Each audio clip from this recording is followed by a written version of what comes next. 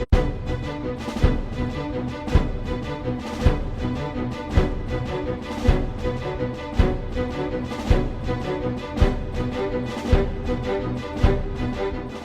I'm Chris Bishop and welcome to this edition of Resource Watch from the Mining Indaba in Cape Town. It's been a very busy few days here. There's been a lot of talk about resources, regulation, power or the lack of it.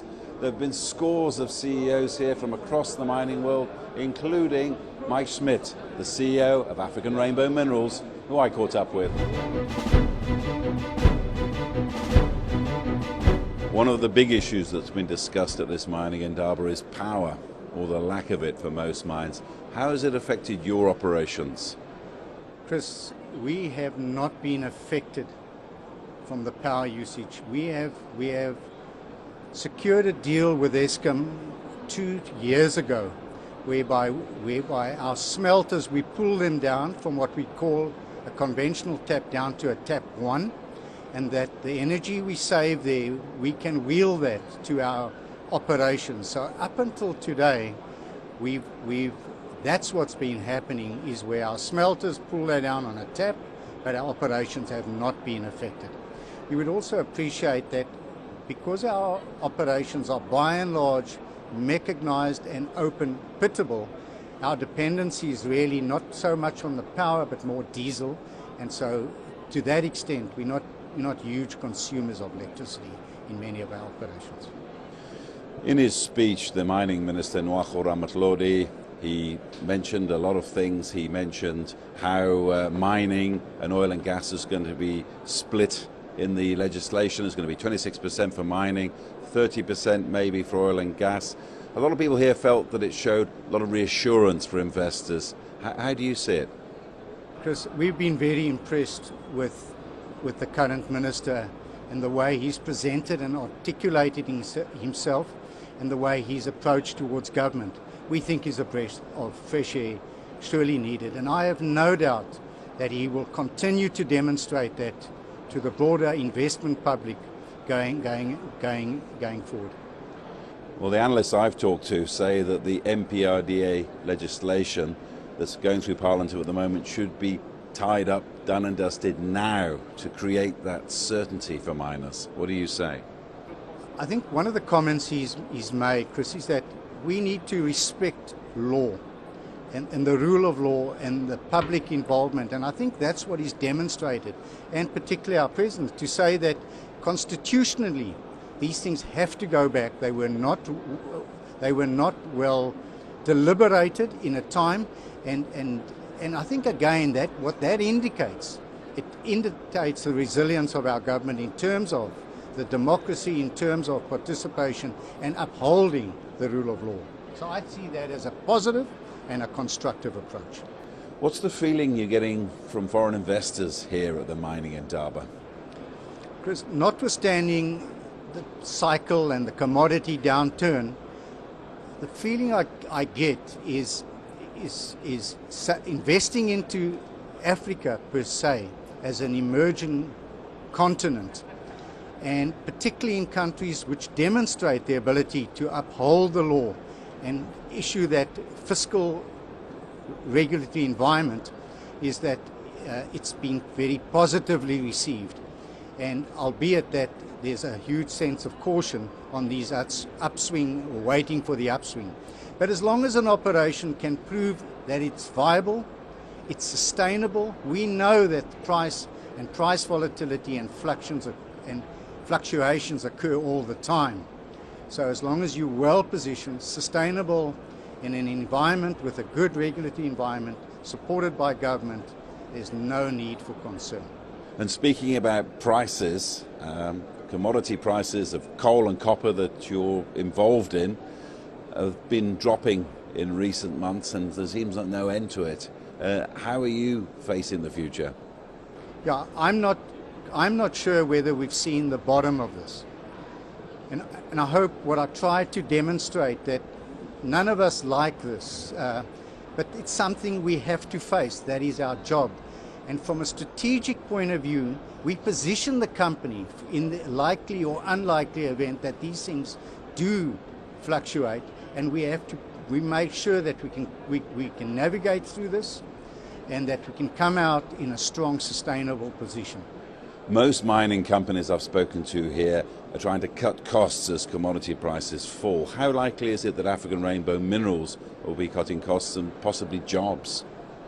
We constantly review. In terms of our strategy, we are focused on getting our operations below the 50th percentile on the global cost curve. Any operation which is not there is constantly being reevaluated and reviewed. If it doesn't fit the long-term strategy, if we cannot get it below the 50th percentile, being on the wrong side, it's a decision that we make, and if it does ultimately lead to job losses, then we do take that on. However, we believe we have enough flexibility in the company in terms of applying, in those cases, natural attrition or redirecting labor into other operations, being retrained. So that's an issue of last resort, is to get rid of labor. Overall, how do you feel about 2015 as an African miner? I think it's a tough environment, and we have to position us, because none of us know how long prices will remain depressed, and cash preservation is key, albeit that to enhance that, it's coupled with what we call productivity, improving the bottom line, and taking us through this difficult period. That was Mike Schmidt, the CEO of African Rainbow Minerals. Now, there's been a lot of talk here about regulation, policy, and where the industry is heading in Africa. I spoke to one of the leading experts, Claude Basek of Unomics. We've heard a lot of this mining in Indaba over the last few days. It seems clear that the South African government in many ways is trying to bite off more than it can chew. I think it is, and we've been talking about this for a long time. I think broadly the ambition of the ruling party, the ANC, that it wants to be a welfare state, and that's an imperative, that's not negotiable. It needs to be a welfare state to redress the ills of the past, but at the same time it wants to be a developmental state. That is, it wants the state to be able to play a leading role in not simply allocating resources, but deciding what resources should be allocated to whom, how, and it wants it itself to be able to dictate that, to play a key role in capitalizing that and making it happen. And at the same time it wants to transform the demographics of who owns what in South Africa and get what out of it. And I think when you look at the position of the state in society, its capacity, its fiscal capacity, technical capacity, it just doesn't have the bandwidth to do that. And we are seeing, I think, the beginning, well, actually it's been going on for a while, but surely some people in government needs to start thinking, can we do it all? Are we managing to do that? And all you have to do, Chris, is take the example of Eskom to see that we can't be a developmental state, can't be able to fiscalize, capitalize all of that and make it all happen. And the price of that is economic growth. We have now a state which is in a position where its bond may very well become junk bond in the near future, which is going to escalate the cost of borrowing to an unsustainable level. And it just can't fuel the economy, it can't power the economy, it can't make right, intelligent, allocative decisions.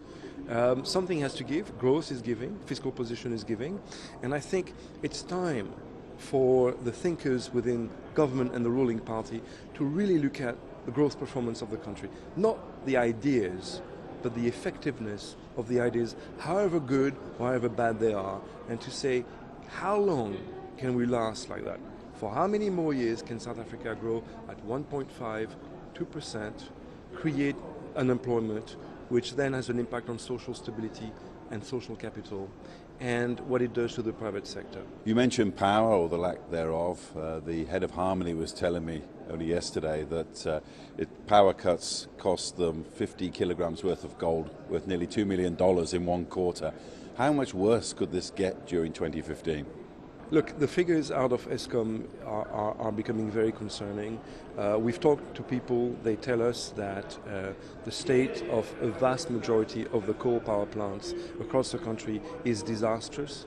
I don't know if that's true of every power plant, but we know that for the past 5-6 years there was an instruction to Eskom, keep the lights on at all cost, and the assumption was that by the time they're done doing that, they will have Kusile and Medupi on stream. Kusile and Medupi are late, very late, they are more expensive. Eskom hasn't got the revenue it needed to have to be able to improve, maintain its power stations. I mean, some of the rumors are downright scary that maybe we're going to lose another 10 megawatts of capacity in the next few months simply because they've been running the system down to the tether. One of the things that came out strongly from the South African Mining Minister, Nwako Ramatlhodi, is that the rule of law will be respected here. He says it's a totally different country to Zambia and Zimbabwe, where heavy taxes are currently being put on the mining industry. What do you say? It is concerning that 3 years after the beginning of negotiations on the MPRD Amendment Act, this thing is back in Parliament. It seems that as soon as the country resolves to do something on the policy front, no sooner has a bill being drafted and filled in Parliament that factions within the ANC itself, or different ministries and different departments, start second-guessing one another about this is the right policy or the wrong policy. Lengthy debates as soon as it's signed into bill, questions about constitutionality, questions about implementability, and then the whole thing, regulations take 2 to 3 years to take place. I think the policy cycle just is too lengthy, too much debate, too much revision of these things. I think it betrays the fact that the ANC is still far too much of a broad church trying to accommodate all of its faction and be everything to everyone. At some point, you know, the art of governing is the art of making tough decisions that work for the economy and for the citizens of the country. We know that that has to be business friendly. When an economic policy is not business friendly, we know what happens. We have the experience of many countries in Africa. We have our own experience in South Africa in the 1980s, 1990s with uncertainty around apartheid. I think it's time for South Africa to kind of have a leadership structure that just takes the bull by the horn and say, this is what we need to do because it's good for growth, and what's good for growth is good to reduce poverty.